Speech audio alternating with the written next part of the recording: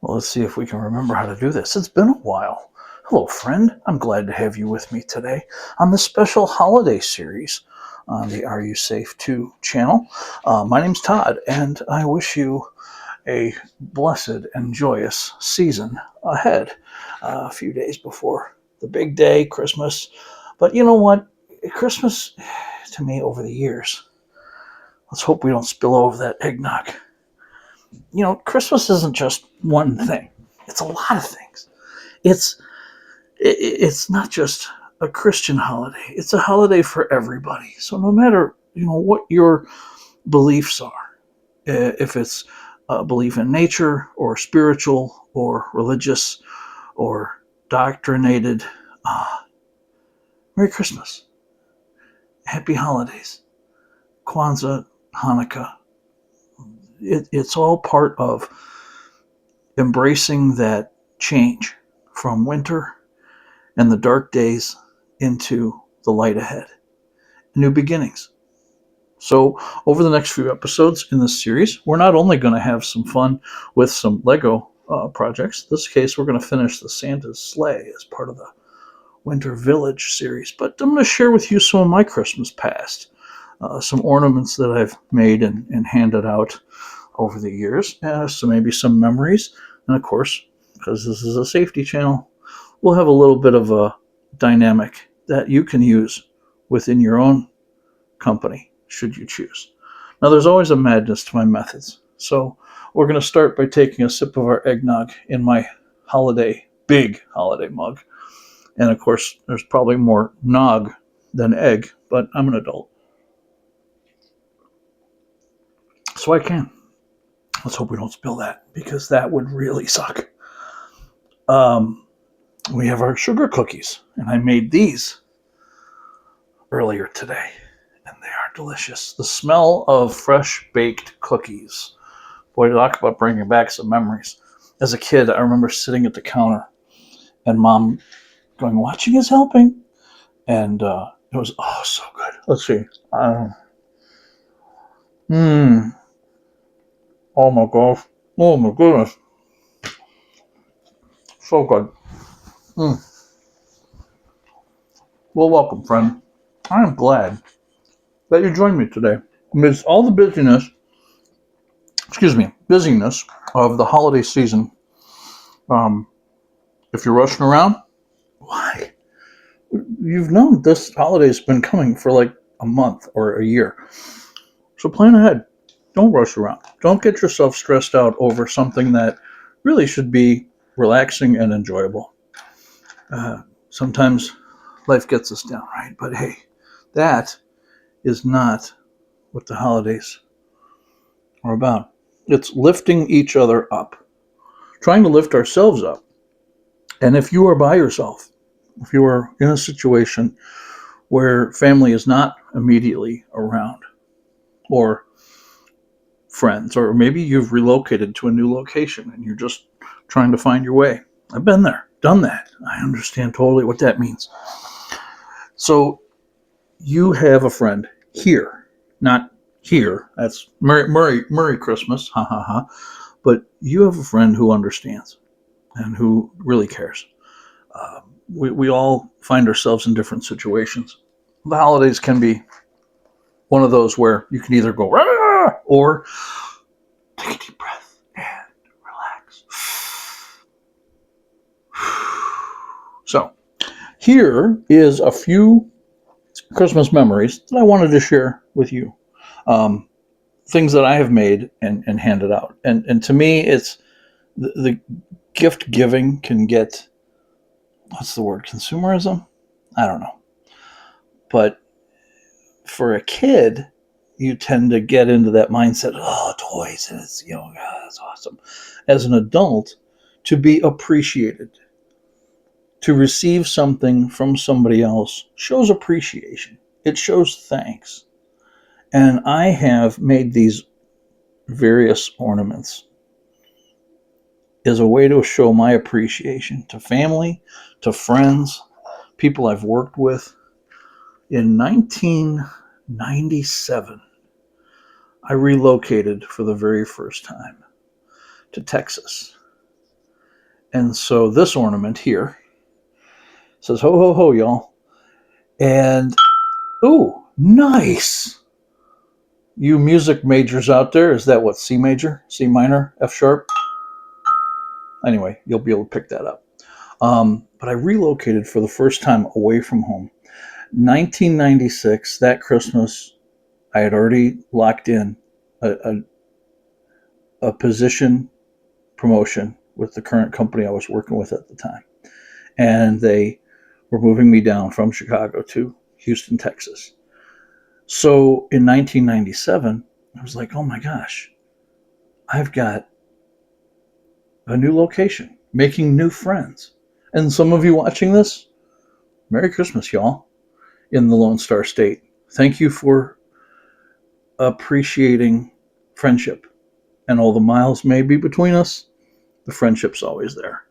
So this was to celebrate to several people in a small way that Christmas was meant dearly.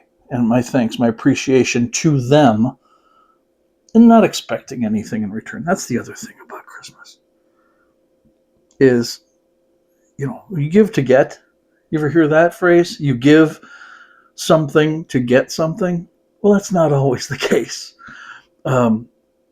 Even just a thank you is what I would hope to get in return. That's not always the case, but you give without expectations. So that was 97. Let's jump ahead a few years to Unto Us a Child is Born. That would not be the religious child, but my son, Trey, was born in 2004. And a few years later, I had gone through a pretty messy divorce and missed my son dearly. And I had relocated from Louisville to Houston. And in 2007, 10 years after, now I had made a bunch of ornaments and done stuff between that, but that's just a special one. I made this using Trey's hand at the time. And it's kind of got a swirled color because I allowed him to get into the finger paints. So he did help paint that himself. And it's actually the size of his hand at the time in 2007. Now, my folks taught me something kind of important as to if you receive like an ornament that's special, write the date or at least a little remembrance so that as you get older, you can remember what this was for. So I wrote down here, Trey, 2007, 36 and a half inches tall, 37 pounds. And to compare that hand versus my hand. And his hands are pretty much almost as big as mine now that he's, 20, almost 22. My gosh, how the time flies. But that's another special ornament that I made and shared with a few special folks. Oh, this is good eggnog. Another one that I made in that same year, because let's see, 4, 5, 6, 7, it was 3, was an alligator. So this was also 2007, and his name is Albert. And it came about because that Thanksgiving, when he and I went to vacation with my folks over the holiday in North Carolina, he had shared with me that his school, his little daycare, went to the zoo and they saw an alligator. And you know how kids are. When they get on something, it's like, that's all they think about.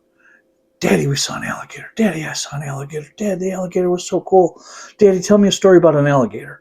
So every night before we went to bed, I told him a story, and I just made it up as I went along. But Albert, the alligator, and as I dropped him off and was heading back to Florida, that's a long drive. You have a lot of car time to think. There's only so many renditions of Bing Crosby's White Christmas, Trans-Siberian Orchestra, and Mannheim Steamroller that you can listen to.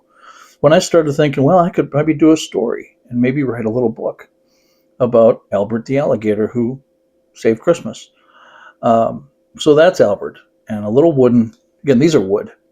This was my wood phase of creativity. And so that was 2007.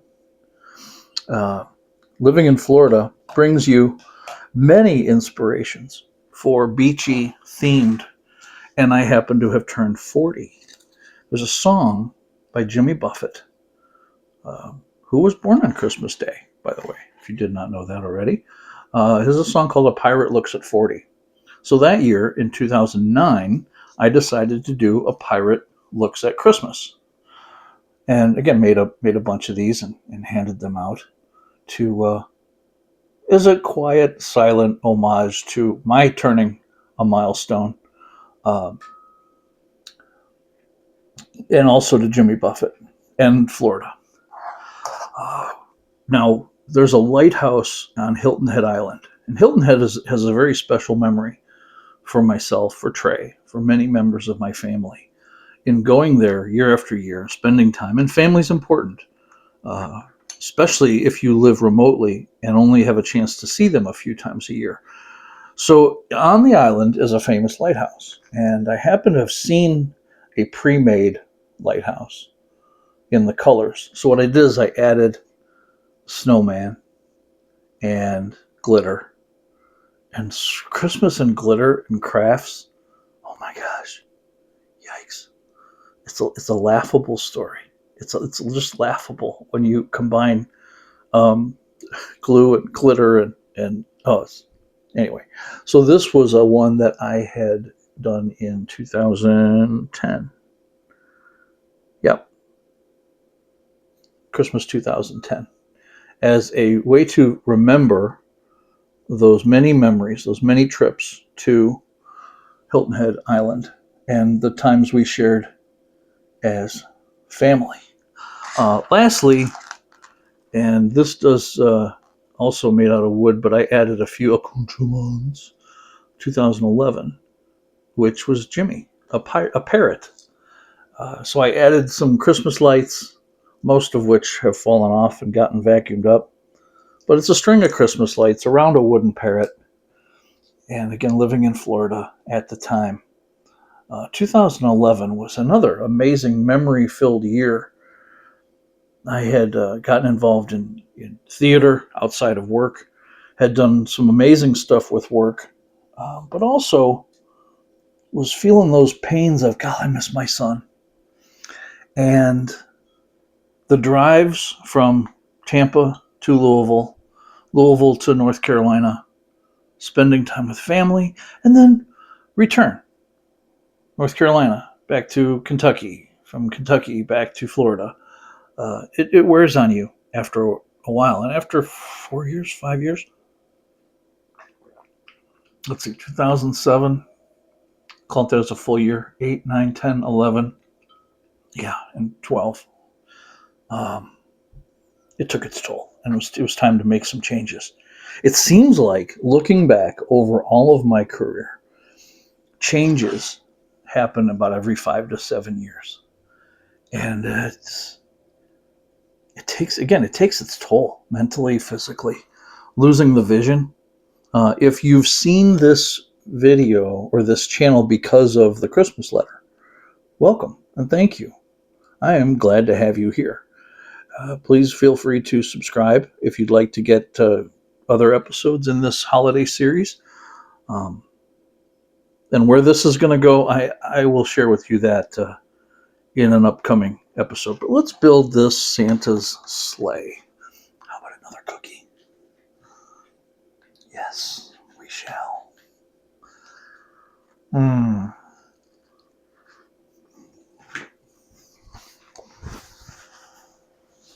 So good. So good. I don't know if I could be a Hollywood or TV actor, because when it comes to food, there's a whole skill revolving around food acting, where you take a little bite and you take a big bite.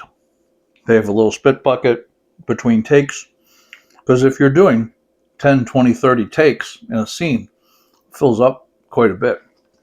But I've only recorded this 5 different times. Hopefully this one's a lucky charm. Let's build a sleigh. Santa's sleigh, which is part of, I guess, its own theme. This set isn't really associated with any specific theme. There's the Winter Village, which I haven't collected every building because not every building is of appealing to me or the space I've allocated. And maybe tomorrow I'll give you the tour of the coffee table where the Winter Village is set out. Today we're just here in the kitchen. But some of the buildings are amazing and the detail that goes into them. But this sleigh is kind of its own thing. Now, the original set only comes with 4 reindeer. You're going to see here that I have a few extras. Because you got to have Dasher, Dancer, Prancer, Blitzen, Comet, Cupid, Donner, and Vixen. Not necessarily in that order. So, if a set only has 4, and in the story, or the traditions, or the legend, there are 8, I went on to Bricklink and I ordered more parts and pieces to double the number of reindeer. What about Rudolph? Well, Rudolph has the day off. I mean, right now this isn't Christmas that I'm recording this. This is days before Christmas, so Rudolph is getting his light changed, and that's my excuse, and I'm sticking with it because I can. So instead of knolling all these parts and pieces, there aren't that many left to go. So maybe we'll just do the basics. So we have these pieces here. All right. Then we're going to need one. Now, if one of these pieces goes pinging off onto the floor, I think I'm just going to keep going because I've wedged myself into the back table here of the counter. Not the counter, the kitchen table. And I've mentioned this in previous Lego build episodes. That pinging sound or that feeling of, oh no, it's going to go somewhere. And then it either lands on the floor and you hear it, or the carpet and you don't hear it. And then you're on your hands and knees and you're searching for it. And if it's a translucent piece or clear piece, heaven help you, brothers and sisters. Oh my goody goodness. I've got a couple of sideboards here of the sleigh. Have you ever ridden in a sleigh, a horse-drawn sleigh? I've ridden in a horse-drawn carriage. They have those downtown Chicago as part of the carriage tours. There's one that works its way up the lakefront, which is very cool. There's another that works its way downtown.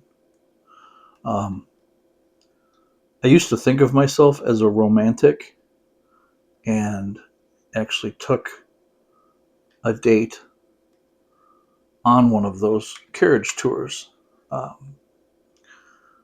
But it was very cold. And there are enough blankets in minus so many degree weather. The horses were taken care of, though. That was very neat. And the drivers were very friendly. Oh my gosh. TMI, TMI, TMI. All right, let's do some bridge pieces between the two, front and back. Oh my gosh.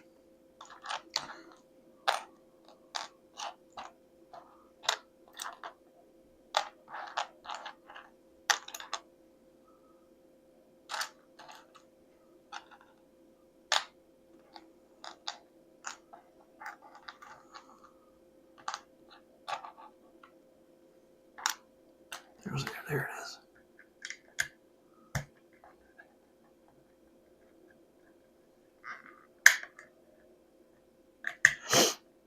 So what are some of your favorite Christmas ornament memories that you have had over the years? Whether it's hanging them on the tree and recalling the memory of that particular ornament, or maybe it's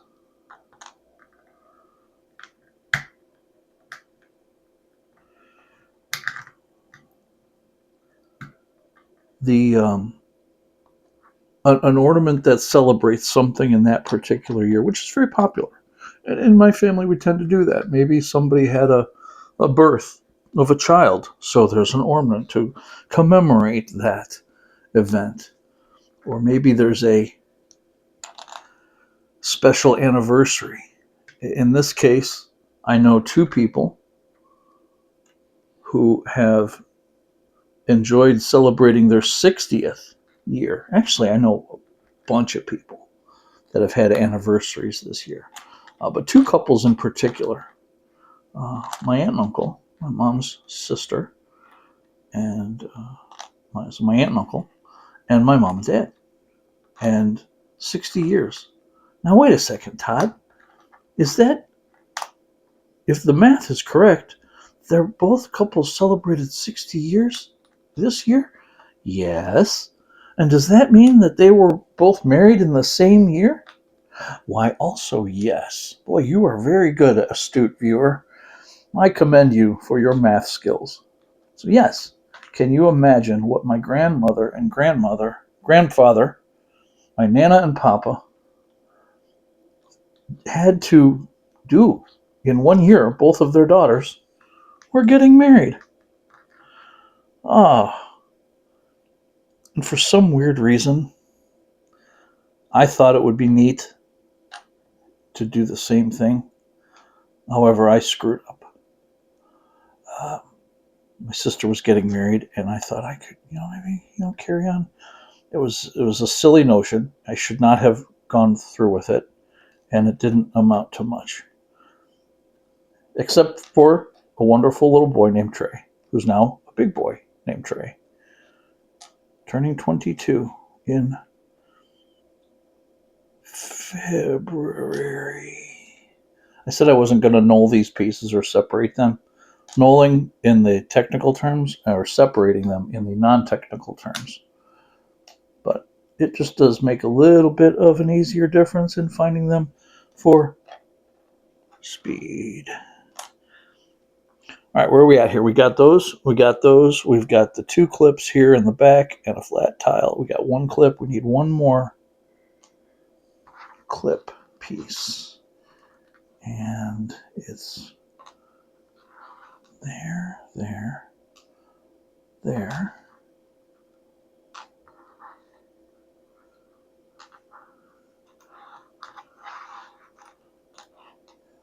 See, this is what I say about knowing where your pieces are. Knowing your parts and pieces. Do you know where all your parts and pieces are? I don't. I don't know where half my marbles are these days. I used to be a smart man, but then life caught up with me, and I am no longer a smart man. All right, there is a clip that I'm looking for, which seems to be remaining a mystery. Well, let's hope it turns up before I actually need it. How about some eggnog? Well, we might get to an hour before the hour's up. I had hoped to finish this. Oh yeah, sure, this will be an easy build. All right, let's give it one last look, and then we're going to move on to the next step.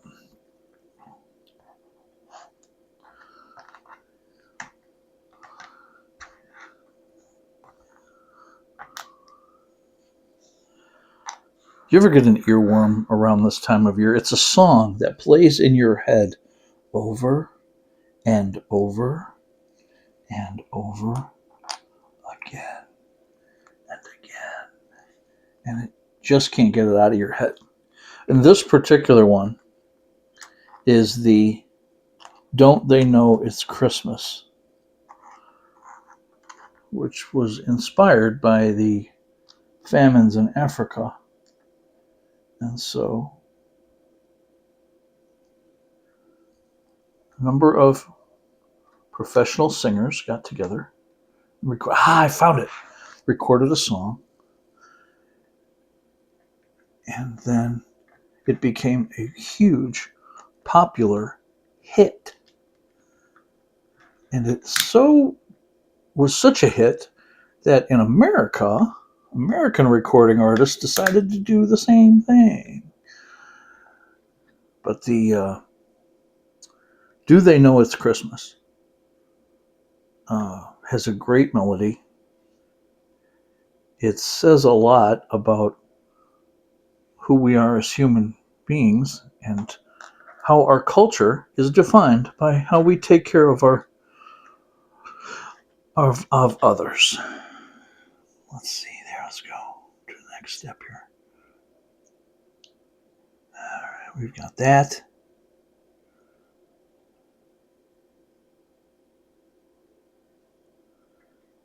Across the back. And then our curvature pieces.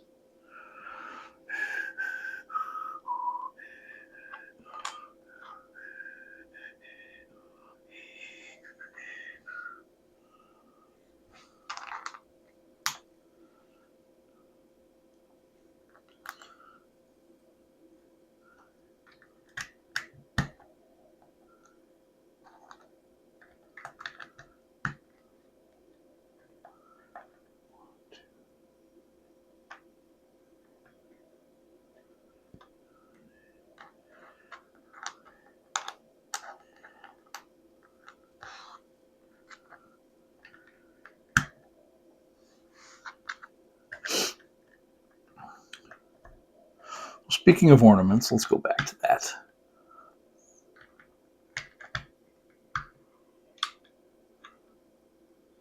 Ornaments on a tree. Do you have a tree? Do you have a plant? Do you have a branch of a tree that you've cut down from the forest behind your house and brought it in? It's a tradition going back to Germanic traditions where they would take pine branches and decorate their homes. Nordic traditions do something similar, and in many cultures, that tradition has extended into modern age. And of course, many trees are the artificial kind. But I do like that idea of preserving in nature, bringing nature indoors to warm the house as a reminder that spring is on the way. And those plants and trees, such as holly, evergreen, mistletoe, are brought in because they are hardy. They survive throughout the winter. And centuries ago, before we had our modern amenities, people kept these traditions and handed them down from generation to generation.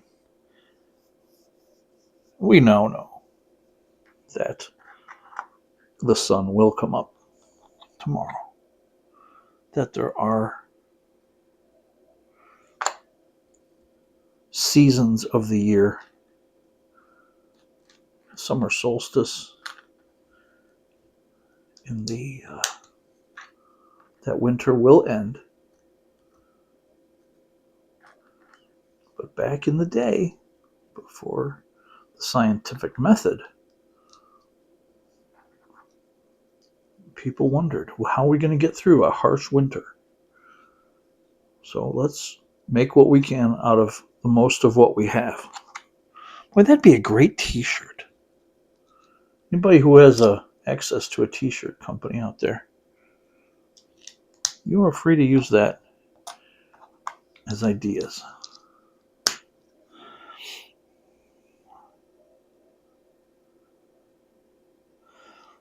right.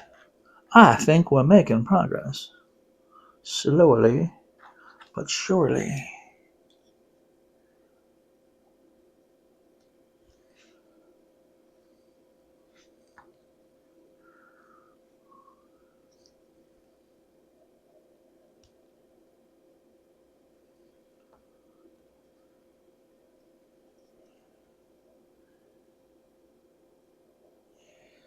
Yes, we are. And yes, we can.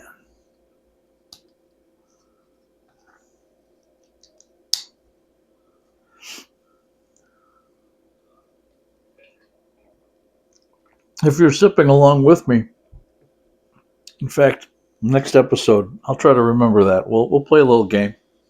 You pour your eggnog, I'll pour mine, and we'll come up with a secret word.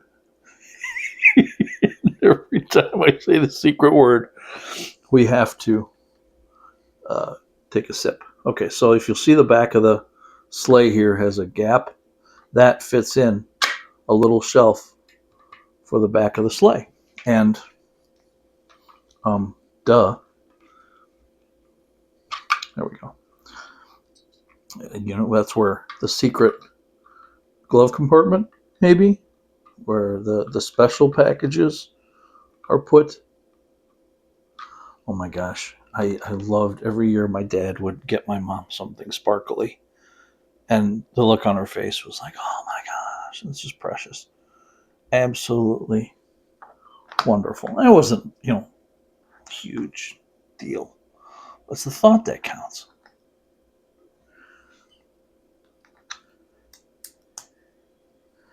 In many cases, it's not the how much, it's the thank you for thinking of me aspect. Is that right? Sure is.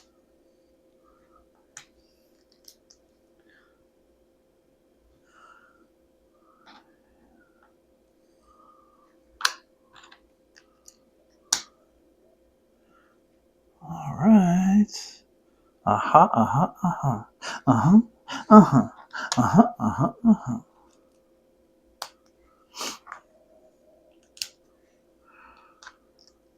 Christmas. Oh, there's a very famous, funny ventriloquist who has a puppet. Christmas. Oh. Merry Christmas. Oh, here's a fun piece. So this right here is the license plate for the sleigh. And it spells out 54N74. But if you look at it carefully, and I'll hold this here, try to hold this, you can zoom in, by using your fingers to, do that crab snappy claw thing. Zoom in and see that it kind of looks like Santa. Ooh, Lego got really clever. Very nice. Very nice. And then this goes onto the back of our secret compartment.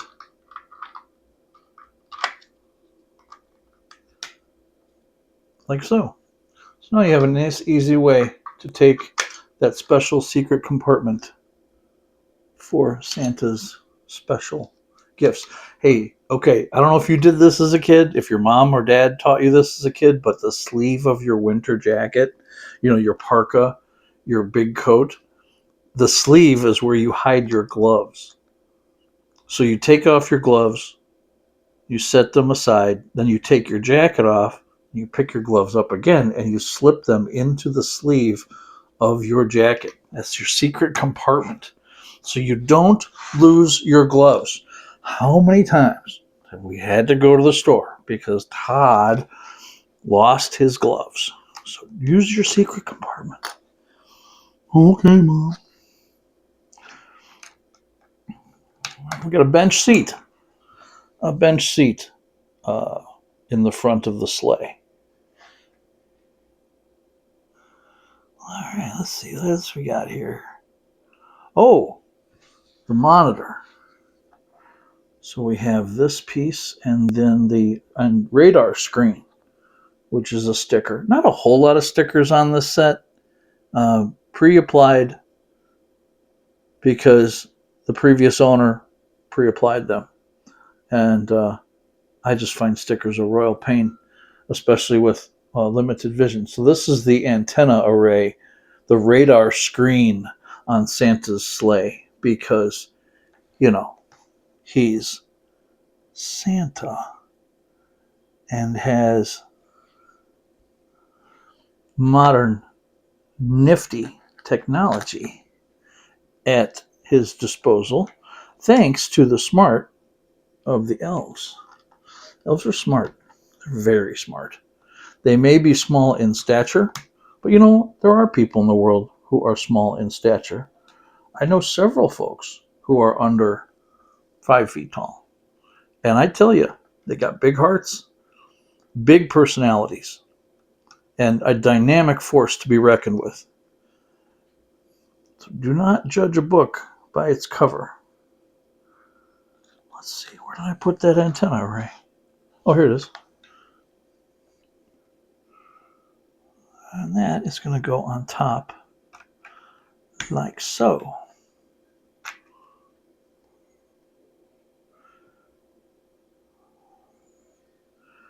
With a slope to cover that in the front.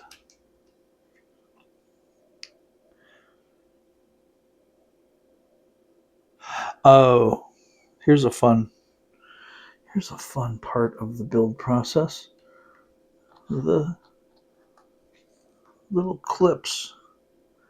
Now, if we make it through without a piece pinging itself off onto the floor, I will show you the dynamic rock, which actually was part of the Safety R.O.C.K.S experience that I created years ago when I first developed the idea of doing motivational talks and speeches and conference keynote addresses, and trying to find a theme that would not only educate and motivate, but inspire an audience to think about safety, workplace safety, beyond our typical self-imposed limits.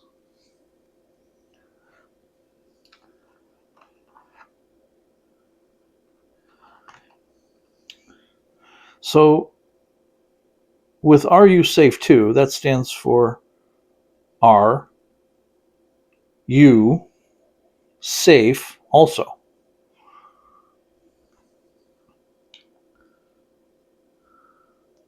The Safety R.O.C.K.S, R-O-C-K-S, stands for Remember Our Commitment to Keep Safe, R-O-C-K-S. Remember the past, because you can't go back and change the past, but what we can do is learn from it.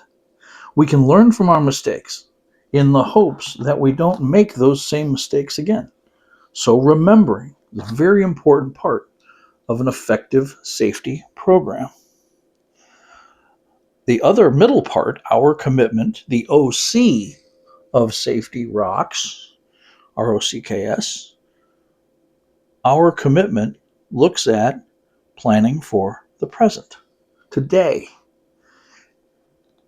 Then how do you take all of the regular distractions that happen in the workplace, from people saying, well, that's the way we've always done it, to that's above my pay grade, or safety is not something in my department we have to worry with? BS. Don't pay attention to those excuses. Everybody has their hand involved in safety. And the effectiveness of a safety program means everybody's in. There are no people in the sidelines watching from the bleachers. Everybody has an effective role to play, from the break room to the boardroom. So our commitment focuses on that part of workplace safety, which are the day-to-day processes from the moment you wake up and brush your teeth and get ready for the day to the moment when you go to sleep. There are thousands of little elements that happen in the course of a regular day.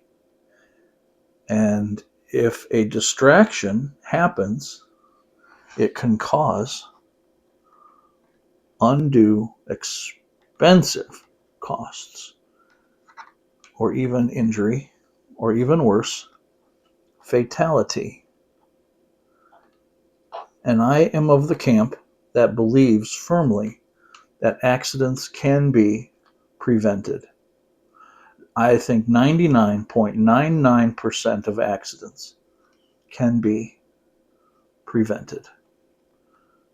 Because at the root of it all, there is a human being responsible for a particular step. And if steps are missed or excused, or people just don't care, well, now you're opening up the door. An average eye injury, easily 25 grand. A fatality, millions of dollars. Revenue that could help a company be profitable, could go towards raises and bonuses and growth and expansion. And if they're publicly traded, then shareholders get their dividends. An accident can change all of that. And you don't have to go very far in the history books to see accidents that take place in the workplace.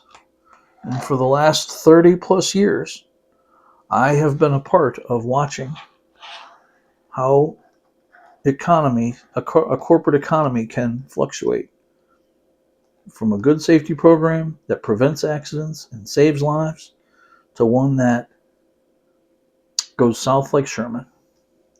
Because somebody at some point just didn't give a flying eggnog.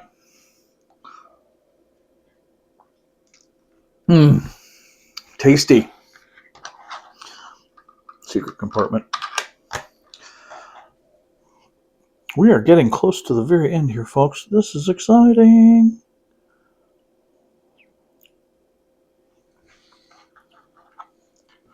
Then we can hitch it up to the rest of the team, and to his team gave a whistle, and away they all flew like the dawn. Is it dawn or down? Down of a thistle?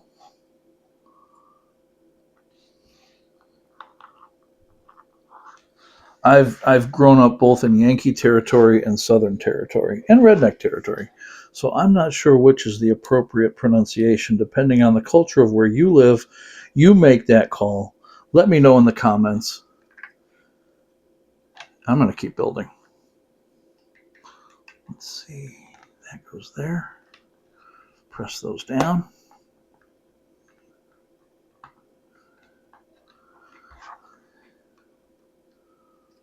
Nice.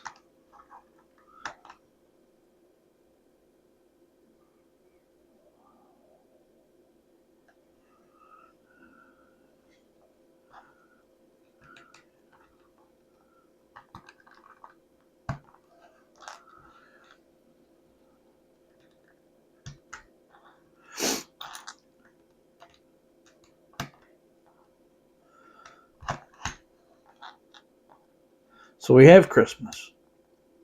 We have holiday celebrations rooted in Celtic, Nordic, Germanic,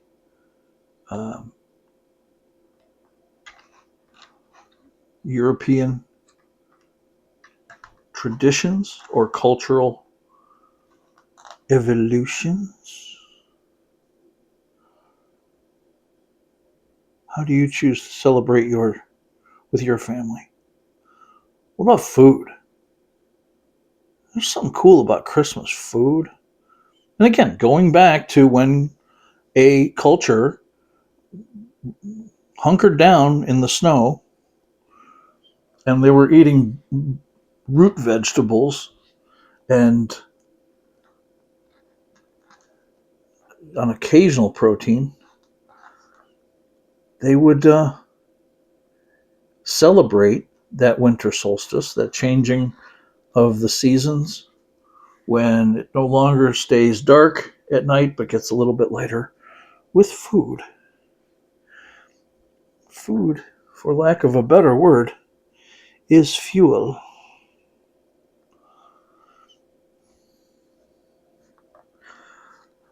So, do you have any food traditions in your family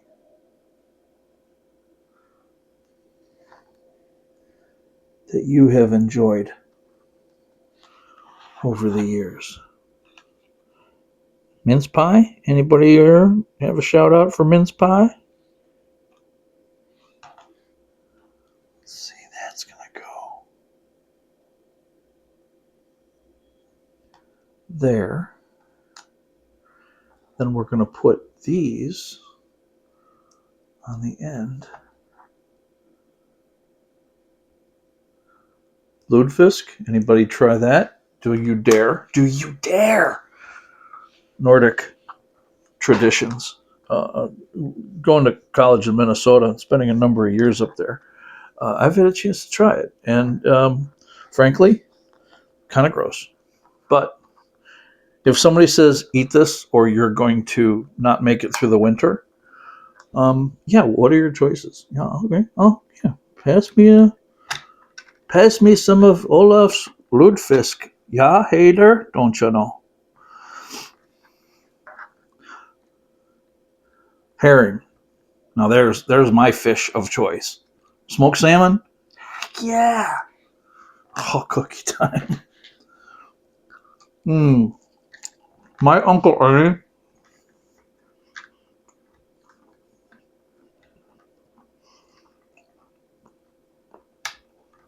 My Uncle Ernie and Aunt Jean. Oh my gosh, talk about food and sweets and cookies and baked goods. But Uncle Ernie made the best smoked salmon. I remember one time I was sneaking some smoked salmon when I shouldn't have been. Because, adults eat first and then the kids can pick at it later. My Uncle Harold looks over and just gives me that look. And Uncle Ernie and Uncle Harold were not relatives by blood, but they were like my dad's buddies.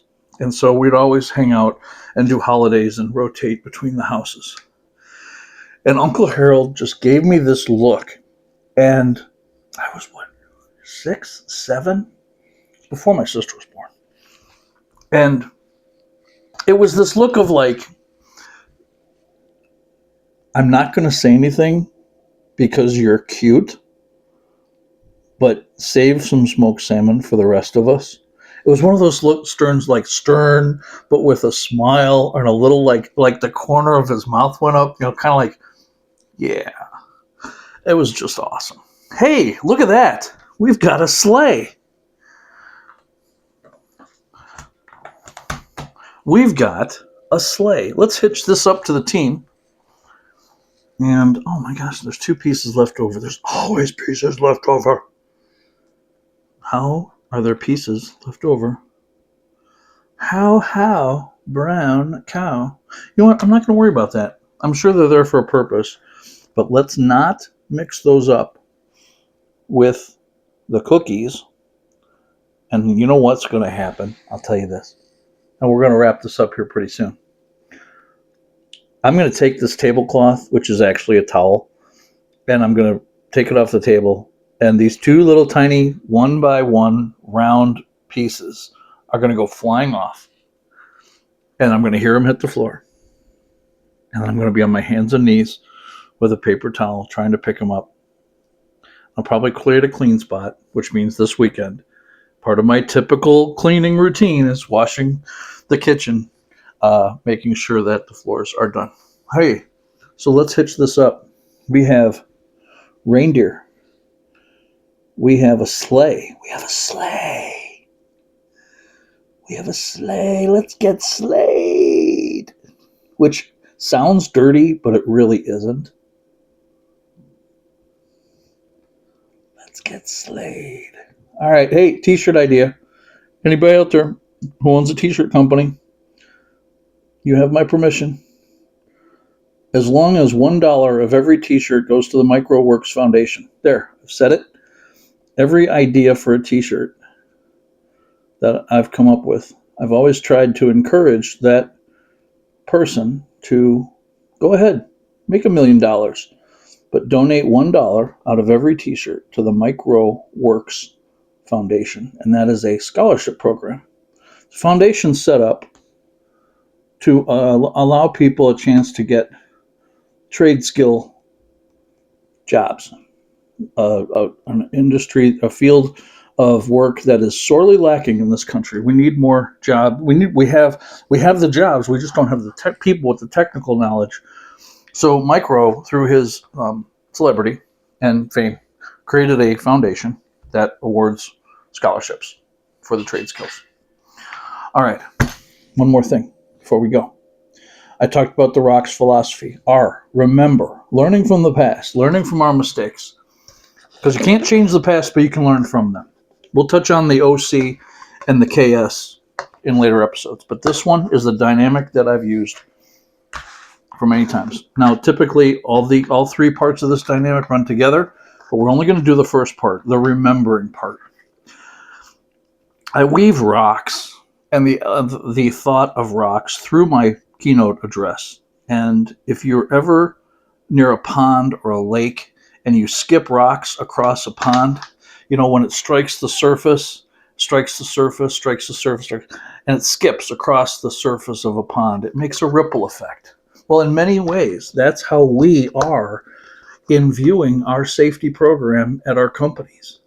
So the ripple effect that you're making on your company today says a lot, because the influence you have affects others. And as those ripples intersect with each other, waves happen. T-shirt idea.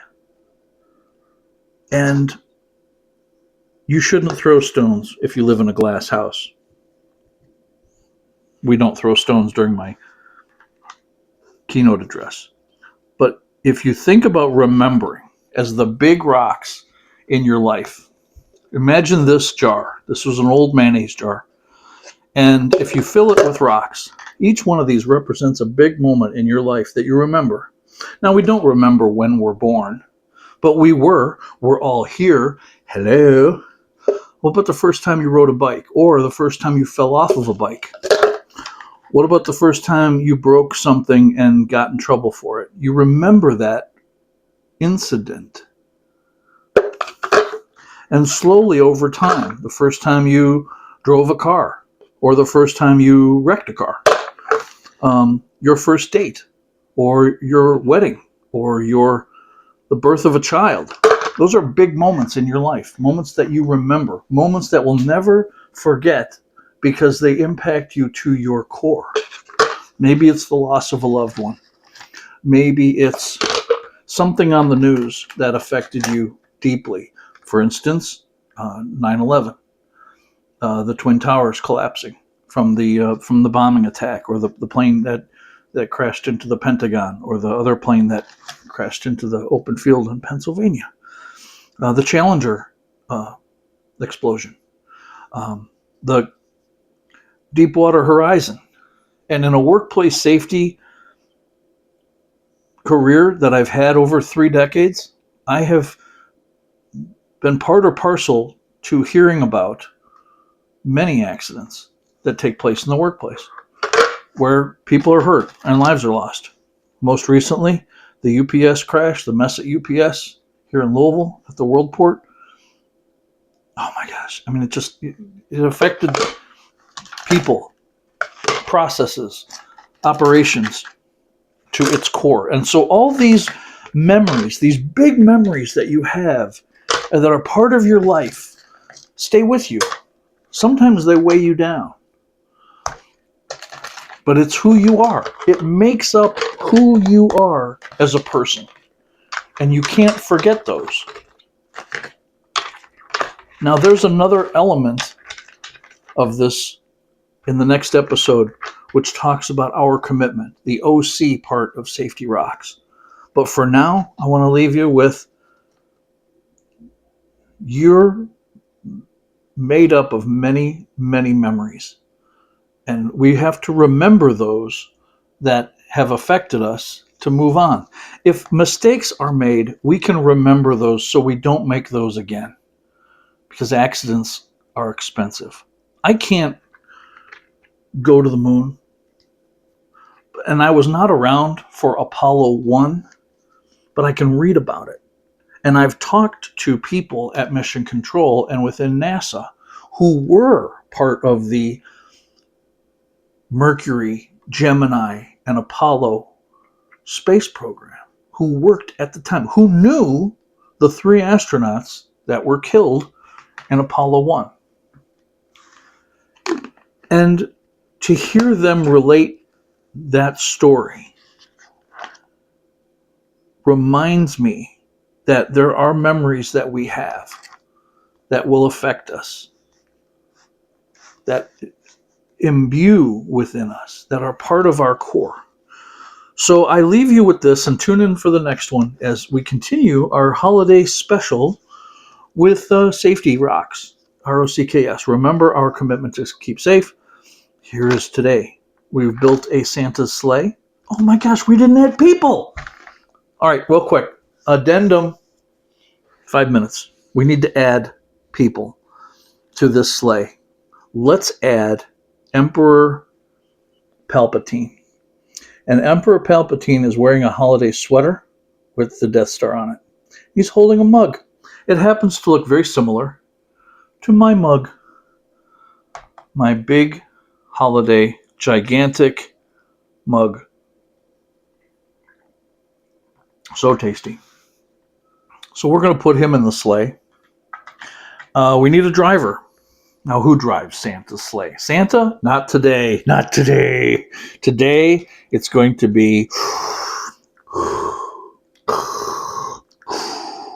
Darth Vader. Darth Santa.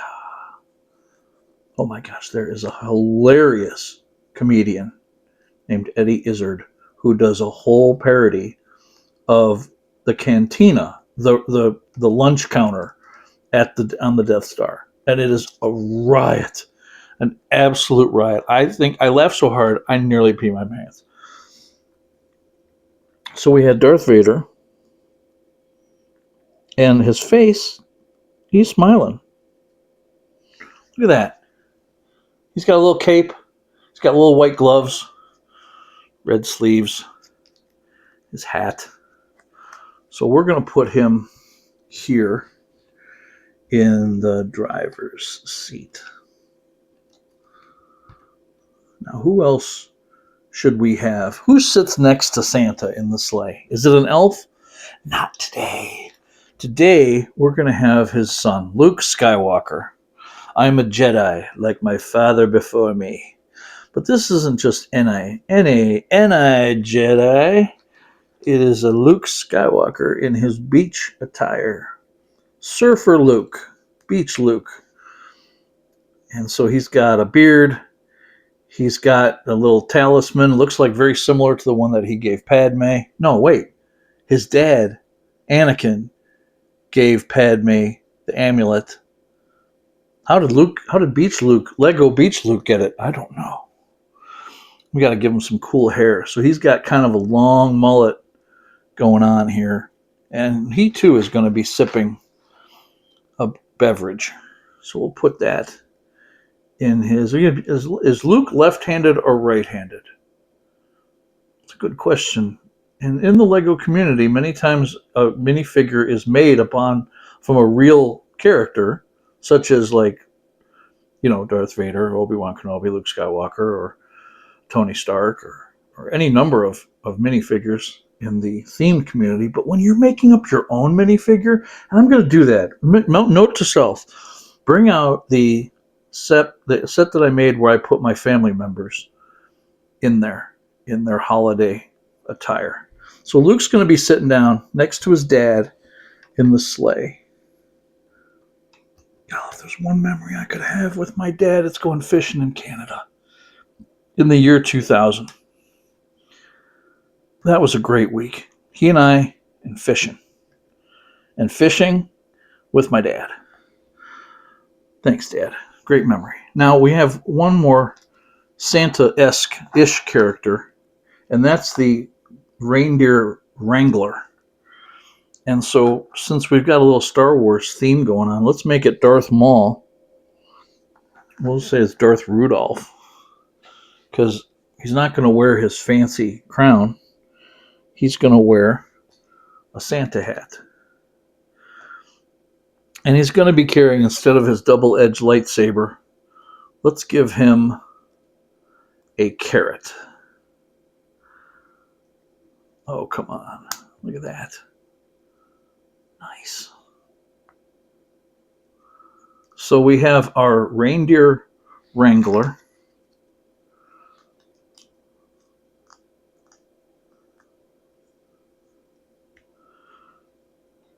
Holding a carrot. We have Emperor Palpatine riding on the back of the sleigh, being driven by Santa Darth Vader and Beach Jedi Luke Skywalker. And who do we have here joining us in a red sweater? Speaking of red sweaters, who in our culture, our media culture, our educational and media culture wore a red sweater? None other than Fred Rogers.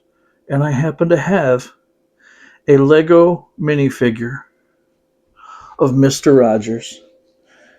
And I can't think of any other figurehead that has influenced more children in the late 20th century than Fred Rogers.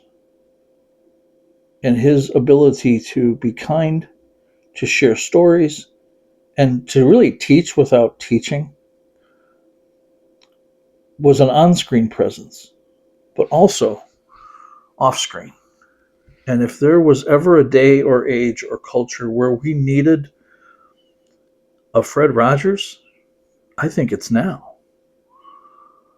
So, any volunteers? I'd do it, but I have a face for radio.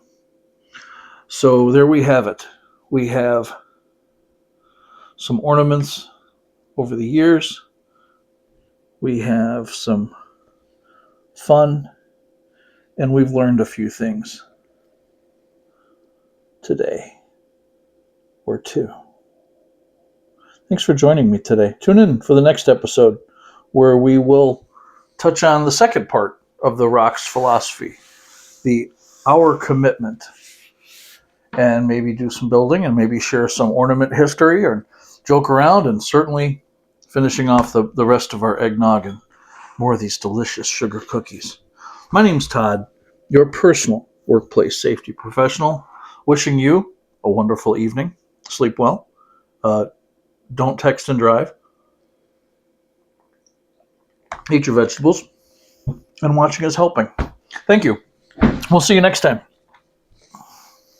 Do do do do do do do do do do do do do do do do do do do.